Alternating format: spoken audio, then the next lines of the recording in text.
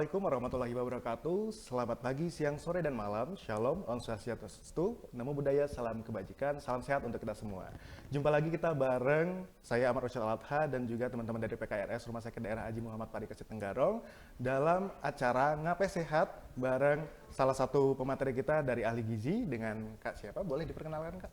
Dengan Suwarti, saya ahli gizi RSUDM Parikesit. Kebetulan saya tempat ahli gizinya di ruang penyelenggaraan makanan, Mas Rosid. Oke, jadi ada salah satu pemateri handalnya dari ahli gizi yang bakal membahas mengenai salah satu topik yang luar biasa hangat dan juga seru banget nih, terutama bagi teman-teman para sobat Gen Z di luar sana yang akan membahas mengenai makanan kekinian, enak dulu, sehat belakangan. Nah, kira-kira kenapa sih kita penting banget membahas mengenai makanan kekinian?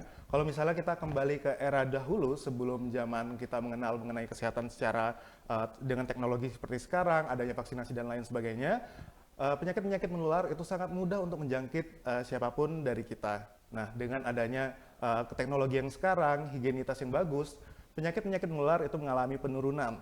Akan tetapi sampai dengan saat ini kita bahkan merasa nyaman bahwa dengan penyakit menular tersebut yang menurun, kita sampai lupa dengan penyakit-penyakit tidak menular yang bahkan bisa muncul akibat dari pola hidup. Salah satunya seperti konsumsi makanan selain di luar pola hidup seperti istirahat dan lain sebagainya. Nah, karena ini membahas mengenai pola hidup ke makanan, jadi kita bakal membahas nih Kak mengenai makanan kekinian. Nah, kira-kira makanan kekinian tuh apa sih Kak? Mungkin boleh disampaikan dulu sebelum kita lebih jauh nih membahas mengenai makanan kekinian. Oke, makasih ya Mas. Makanan kekinian itu dia banyak lagi FOMO-FOMO-nya, terus dia banyak tersebar, oh ini lagi ngetren nih sekarang, jadi aku pengen coba nih makanan ini, pengen coba nih rasa ini, minuman ini, begitu contohnya Mas. Oke, jadi makanan kekinian tuh yang benar-benar muncul akhir-akhir ini ya Betul. Kak ya. Apalagi sekarang eranya menjamur banget Iya, makanan-makanan kekinian. Dan bahkan teman-teman Gen Z di luar sana, bahkan ini nggak cuma Gen Z aja ya, semua lapisan kalangan masyarakat itu pengen banget mencoba untuk makanan-makanan kekinian. Nah, kira-kira Kak, untuk makanan kekinian ini kenapa sih hampir selalu identik dengan makanan yang memiliki rasa yang kuat tetapi itu dalam kandungan gizi itu masih kurang? karena makanan kekinian itu banyak mengandung gula, garam, asin, pedas. Jadi orang lebih tertarik, apalagi dia rasanya lebih gurih nih. Terus banyak mengandung gorengan, karena dia enak. Jadi orang lebih berpikir, lebih enak ini nih dibanding makanan yang sehat. Seperti apalagi yang makanan yang di rumah-rumahan gitu loh Mas Rasid. Oke, makanan kekinian yang seperti itu ya Kak ya, Iya. dengan kandungan yang tadi ada garam dan lain Ada sebagainya. gula, Mungkin dia tinggi garam, dia tinggi gula, jadi dia lebih oke, gurih gitu rasanya. oke, itu mungkin biar lebih mengundang atensi dari para penikmatnya ya Kak ya. Betul. Apalagi makanan kekinian ini mungkin saling terkaitan dengan UMKM UMKM di luar sana ya Kak ya, karena mereka itu ingin mendapatkan konsumen yang lebih banyak. Jadi Iya. caranya dengan meningkatkan cita rasa yang lebih strong gitu ya Kak ya. Terus kemudian dari sudut pandang bagi kakak nih seorang ahli gizi, kira-kira makanan kekinian ini apakah kita harus berhenti untuk mengkonsumsi atau mungkin masih bisa untuk dinegosiasi untuk dikonsumsi gitu kak? Kalau Gimana? menurut saya sebagai ahli gizi sebenarnya tidak harus berhenti, apalagi tidak mau mencoba itu tidak apa-apa. Keseringan tapi tidak boleh, tapi harus dilihat lagi frekuensinya, porsinya. Dilihat lagi kalau misalnya udah keseringan berarti jangan setiap hari. Porsi makanannya harus diperhatikan, jumlahnya. Intinya frekuensi makannya itu nggak boleh setiap hari sih Mas. Oke, jadi masih boleh ya kak ya Boleh untuk tapi kita jangan konsumsi. sering. Betul. Apalagi kita tuh pengen banget ya pasti coba-coba buat mengincip ya ibaratnya makanan-makanan kekinian ini. Apalagi pasti mungkin rasa boleh strong, secara visual mungkin oke banget karena kan pasti kan branding juga mereka menjual ya kak ya untuk makanan-makanan kekinian ini. Terus kira-kira kalau misalnya kita coba untuk membongkar isi gizinya, tadi kan soal rasa yang strong tapi kandungan gizi yang kurang. Nah kira-kira untuk bongkar kandungan gizi ini nutrisi apa sih yang biasanya kurang pada makanan-makanan kekinian ini ya kak? Makanan kekinian itu pasti dia nutrisi yang kurang itu tidak ada seratnya, buahnya tidak ada, dan pasti dia lebih dominan dengan makanan kemasan. Seperti makan kaleng-kalengan, itu kan semua diawetkan ya. Dan itu tidak boleh keseringan, apalagi kita sudah era terlalu banyak macam penyakit tuh, jadi harus dikurangi makanan yang frozen-frozen. Jadi kalau bisa jangan sering makan makanan kekinian. Oke, jadi makanan kayak frozen gitu yang bahkan pengawetnya ya Iya, mungkin yang jadi bahasan kita juga di sini ya kayak iya, selain dari kandungan garam dan lemak dengan kandungan-kandungan lain yang cukup tinggi ya kayak. iya. Oke. Kemudian di sini mana sih yang paling lebih sering menjadi masalah dalam kandungan makanan kekinian ini Kak? Semisal apakah dari gulanya atau mungkin dari lemaknya begitu Kak? Atau mungkin ada hal lain yang jadi masalah di dalam makanan kekinian ini Kak? Makanan kekinian itu pasti lebih banyak mengandung gorengan ya Mas ya. Apalagi kan banyak UMKM pasti dia berpikir, ah aku perlunya yang enak-enak ini yang digoreng, pasti orang lebih tertarik yang digoreng. Praktis juga Iya, ya. lebih praktis dan itu tidak ribet dibanding dengan makanan-makanan yang sehat.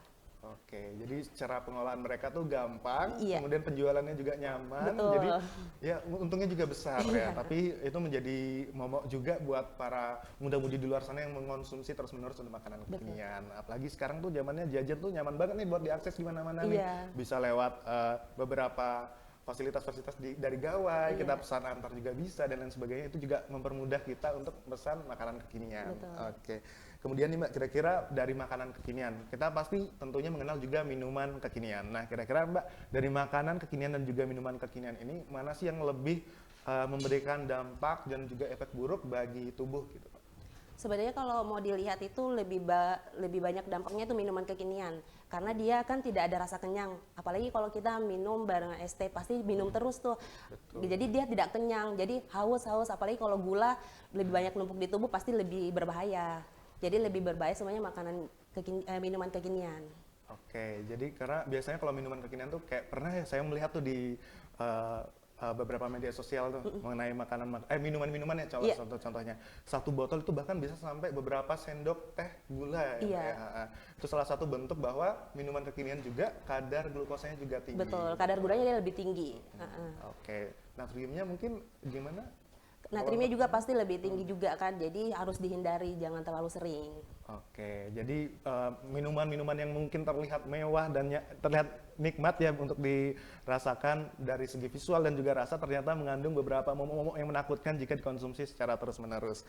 Oke, ini buat kakak sebagai ahli gizi, kira-kira kalau misalnya kita konsumsi terus-menerus nih kak, untuk makanan dan juga minuman kekinian nih, kira-kira dampak buruk nih apakah langsung muncul atau enggak kak? Kira-kira dari tubuh itu bentuk tanda gejalanya apa sih kak? Mungkin boleh di-share untuk Kalau teman-teman. dampaknya itu tidak langsung ya Mas ya, pasti dia lambat laun pasti baru kelihatan.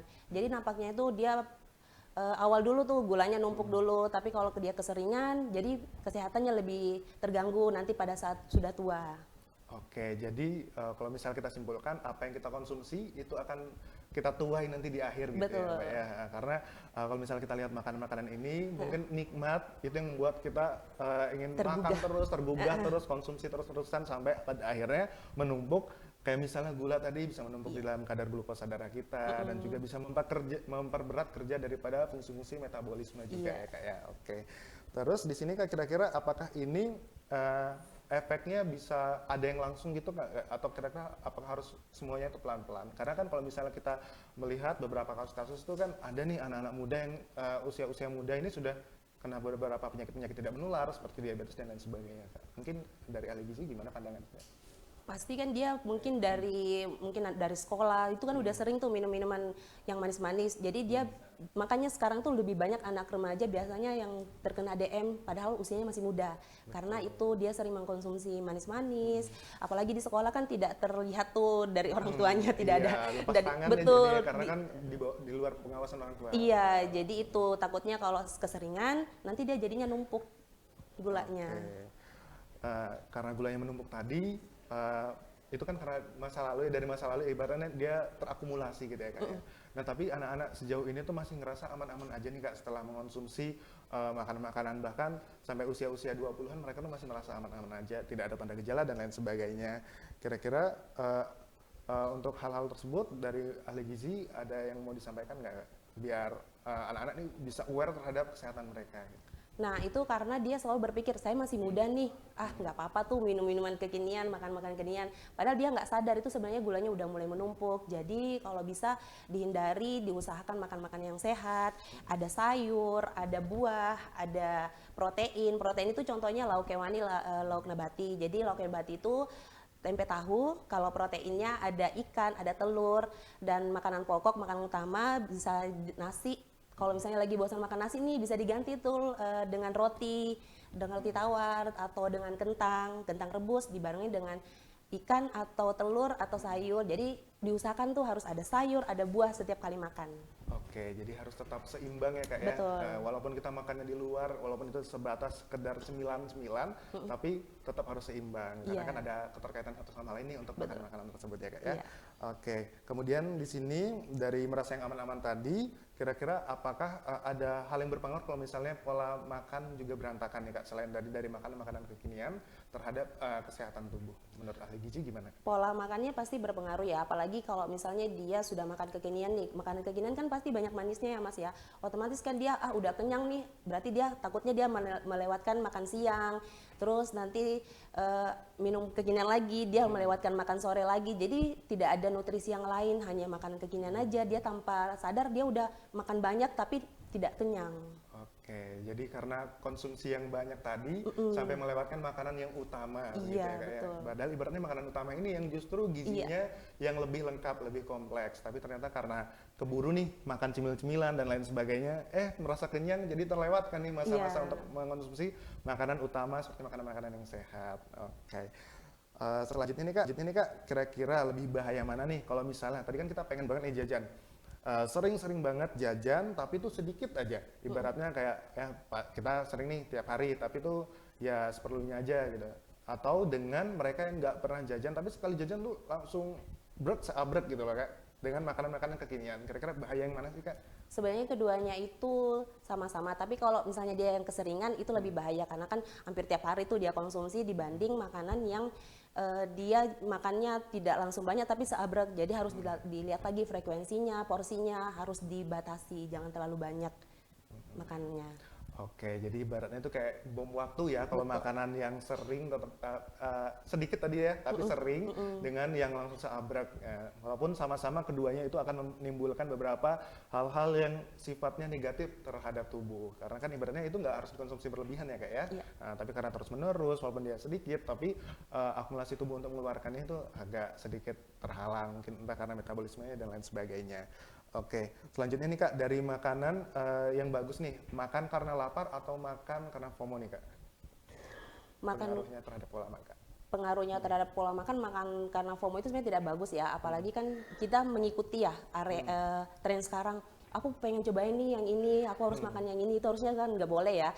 Jadi lebih bagus itu makannya harus teratur, harus makan pagi, makan siang, dan jangan lupa snack sih jam 9, makan siang itu jam 12 atau jam 1, jam 3 sore diusahakan ada snacknya usahakan buat, terus makan sore. Jadi kalau bisa usahakan makanan sehat sih dibanding makanan FOMO-FOMO. Oke, nah kalau misalnya kita tetap makan FOMO nih Kak, tetap makan FOMO, tapi kita juga berusaha dengan makanan yang sehat, dengan selingan dan lain sebagainya, itu gimana sih menurut ahli gizi kira-kira terhadap pandangan tersebut?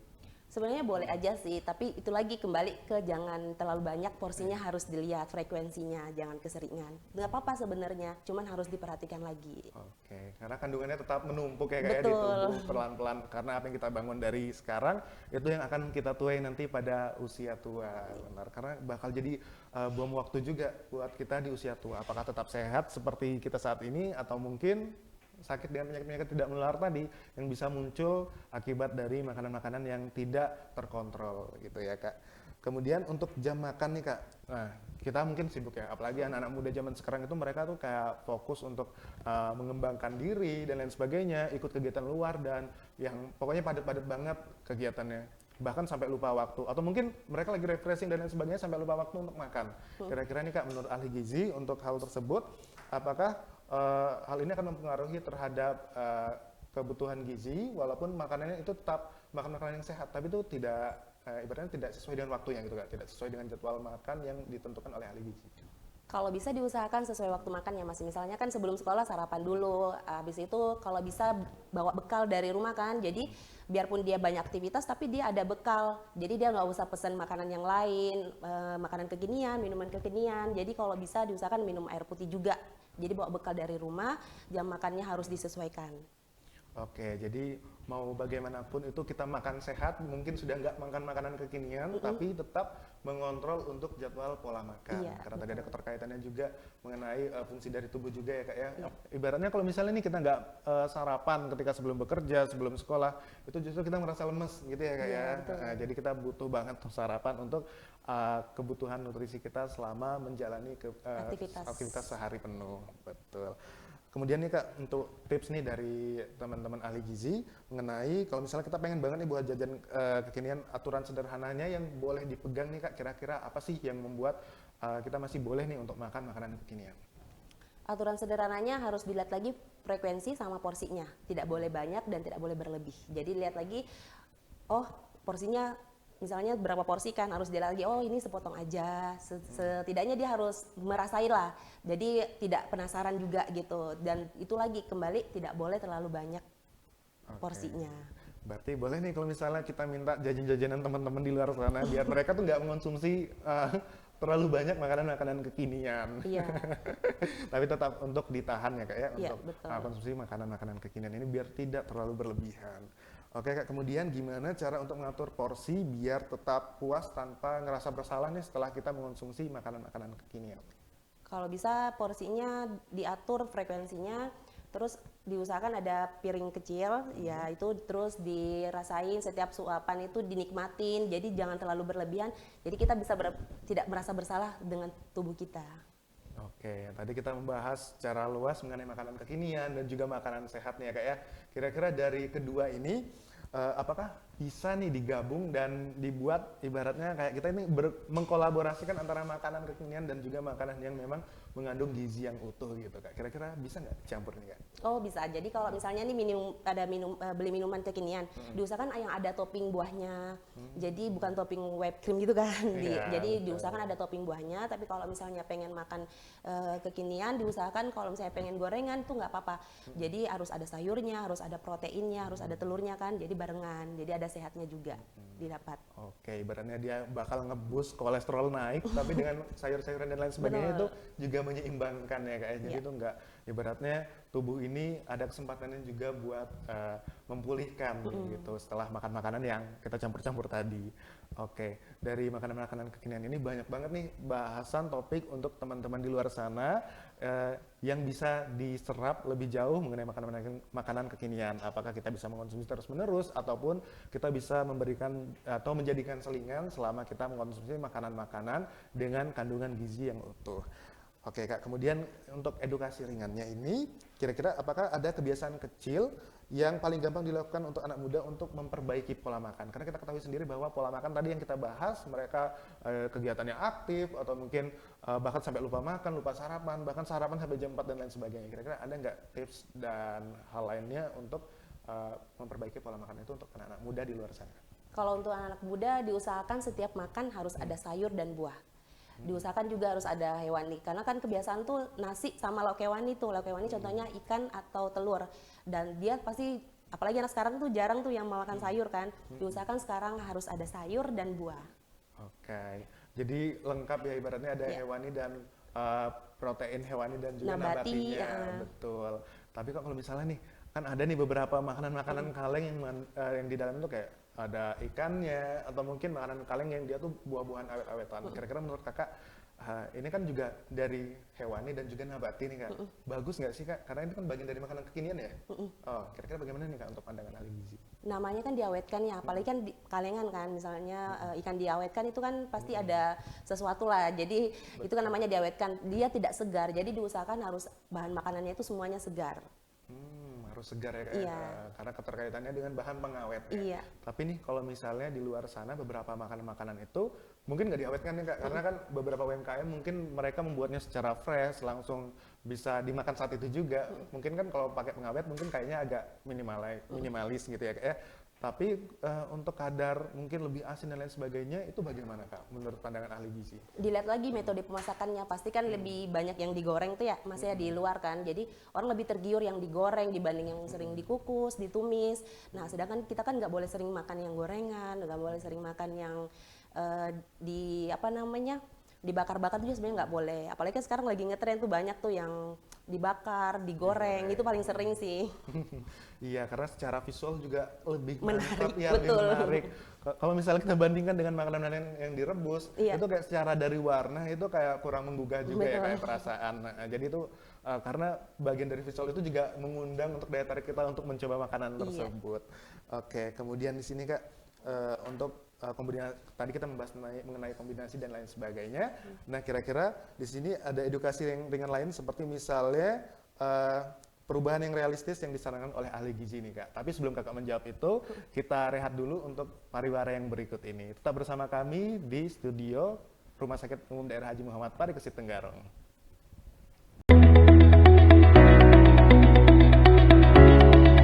Kini, Rumah Sakit Umum Daerah Haji Muhammad Parikesit memberikan kemudahan bagi Anda. Anda tidak perlu antri dan menunggu lama untuk mendapatkan obat di instalasi rawat jalan. Sobat Parikesit, layanan antar obat Parikesit. Layanan lebih nyaman, tanpa antri, dan obat diantar langsung ke rumah Anda. Tarif dan syarat ketentuan berlaku. Untuk informasi lebih lanjut, segera hubungi call center Depo Rawat Jalan 0813 4614 5900 atau kunjungi Depo Farmasi Rawat Jalan Gedung Merak lantai dasar. Sobat Parikesit, layanan antar obat Parikesit.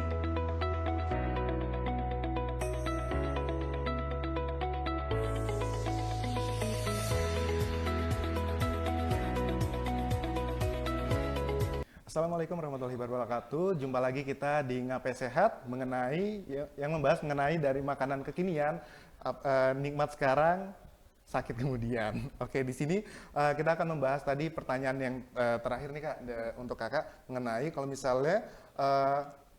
misal kita harus memulai dari suatu hal, apa sih perubahan yang paling realistis nih Kak untuk kebutuhan kita mengonsumsi makanan-makanan tadi yang gizi dan sehat menurut ahli gizi? Kalau menurut saya realistis itu harus mengkonsumsi makan utama, contohnya itu nasi, roti, pengganti nasi boleh, terus lauk hewani itu contohnya ikan, telur, daging boleh, terus lauk nabati, tempe, tahu, dan jangan lupa sayur dan buah. Semuanya harus lengkap setiap kali makan. Oke, jadi tetap harus seimbang ya Kak ya. Betul. Jauh kita membahas mengenai makanan kekinian dan gizi tadi. Nah, untuk teman-teman di rumah, para sobat sehat di rumah, di sini dari Rumah Sakit Umum Daerah Haji Muhammad Parikesit ada yang namanya Poliklinik Pavilion Nuri. Nah, di sini adalah poliklinik yang cepat, nyaman, dan juga prioritas. Melayani pasien dari Senin sampai dengan Jumat dari pukul 8.30 hingga jam 16 WITA. Nah, kira-kira untuk poliklinik ini apa sih keunggulannya?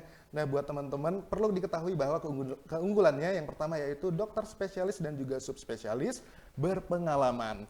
Nah, kemudian juga waktu tunggunya itu jauh lebih singkat. Kemudian ada privasi dan kenyamanan yang juga terjaga, serta one stop service. Jadi untuk teman-teman para sobat sehat di rumah sana, boleh nih coba-coba sesekali untuk ke Poliklinik Pavilion Nuri. Caranya itu gampang banget, tinggal akses untuk salah satu barcode ini yang bisa mengakses untuk jadwal daripada dokter spesialis dan juga dokter-dokter yang akan menangani teman-teman sesaat ketika berkunjung ke Poliklinik Nuri. Jadi untuk pengalaman yang luar biasa ini boleh teman-teman coba. Nah, kita kembali lagi ke Ngape Sehat kita kali ini untuk makanan kekinian nih Kak. Kira-kira menurut ahli gizi nih, dari Kakak sendiri kira-kira ada nggak pesan singkat untuk para sobat-sobat di luar sana, sobat sehat di luar sana, mengenai bagaimana caranya untuk tetap menikmati hidup tanpa tubuh menjadi korban daripada tren-tren dari makanan kekinian nih Kak? Pesan singkat dari saya, ahli gizi, yaitu makan kekinian, minuman kekinian boleh, tapi ingat frekuensinya harus dibatasi, porsinya harus dilihat, jangan terlalu banyak, dan jangan lupa makan gizi seimbang harus lengkap. Makan lauk hewani, protein nabati, hewani, sayur, buah, dan jangan lupa satu, olahraga. Harus olahraga sih. Oke, jadi semua itu berkesinambungan antara satu sama lain, mulai dari makanannya juga, pola hidupnya juga, mungkin bahkan pola istirahat ya Kak ya. Betul. Jadi kalau orang dulu berpikir bahwa rokok dan lain sebagainya itu hal yang harusnya dihindari, tapi ternyata sampai ke istirahat, pola makan dan lain sebagainya itu juga penting. Iya. Oke, itu tadi penutup daripada kegiatan kita pada pagi hari ini. Kalau dari saya sendiri, ini adalah hal yang luar biasa penting dan juga luar biasa menjadi bahan yang excited banget untuk teman-teman di luar sana untuk mempelajari, membahas lebih lanjut mengenai asupan daripada gizi ini sendiri, karena ini sangat penting untuk kebutuhan kita, karena yang mana apa yang kita makan sekarang ini akan menjadi salah satu investasi masa depan kita sebagai masyarakat yang sehat dan juga berperan aktif dalam kehidupan kita sehari-hari. Itu tadi yang sudah kami bahas, kurang lebihnya mohon maaf, saya dan juga mewakili dari kakak ahli gizi dari Rumah Sakit Umum Daerah Haji Muhammad Parikesit. Mohon maaf jika ada kekurangan, kurang lebihnya mohon maaf. Wassalamualaikum warahmatullahi wabarakatuh. Shalom, Om Santi Santi Om.